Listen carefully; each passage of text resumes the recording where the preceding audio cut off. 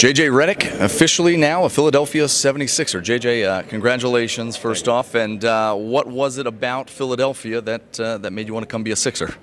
I think first of all, just the fit on the court. I think there was a definite need for my skill set on this team. The opportunity to play for Coach Brown was really exciting to me.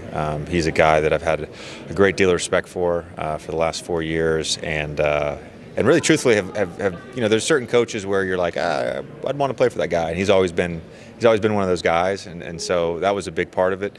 Then the third part of it was just the opportunity to sort of grow as a leader and grow as a person, and sort of impart my experiences in this game on the younger more talented players on the Sixers roster. Talk about that talent. They've assembled quite a collection over the last couple of years, and you mentioned the fit. Obviously, shooting skill is going to be a big part of that, but talk about the guys that they've started to assemble in Philadelphia. Well, I think there's a lot of talent on this team, a lot of young talent, and I think for any young player, you have to sort of develop the habits and the routine that is required to win basketball games, and so my job in that regard will be to just lead by example and continue to be the pro that I've always been. And those guys are all going to be all-stars one day, and hopefully, as my career kind of winds down and they're all becoming all-stars, I'll be like, I had a small part in that. The contract, a big number, but just 1 year. What was advantageous about that for you? Yeah, I mean, I didn't want a one-year contract. I really was hoping that this free agency would sort of be my last contract, and take me to year 14 or 15, and then sort of make a decision then if I wanted to keep playing.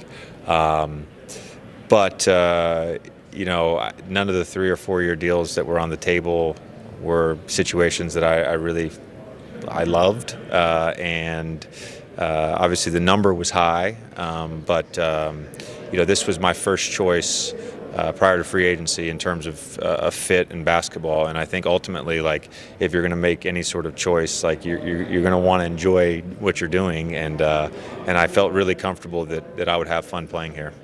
I go back to the leadership aspect of this for you. Who have you taken leadership skills from, whether it's players, coaches, that you'll try to use now that you're in Philadelphia? I think I've had unbelievable vets, to be honest with you. Early in my career in Orlando, guys like Rashard Lewis and Jameer Nelson and Pat Garrity, Keon Dooling, Hito Turkoglu, even when he was decided he wanted to work hard, he was a really good vet. He actually kept my spirits up when I wasn't playing.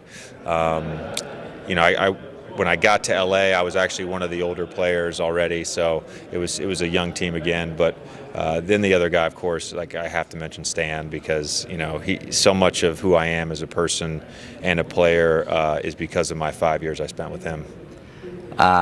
Looking at the roster the way you guys have, the East down a little bit with everybody kind of moving out west this summer. Will it be disappointing? Will it be a letdown if you guys don't make the playoffs, despite not having been there in recent memory for Philly? It will be.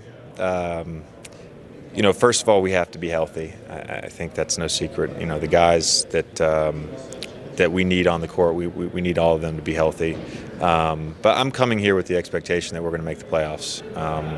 I've been in the playoffs 11 out of 11 years.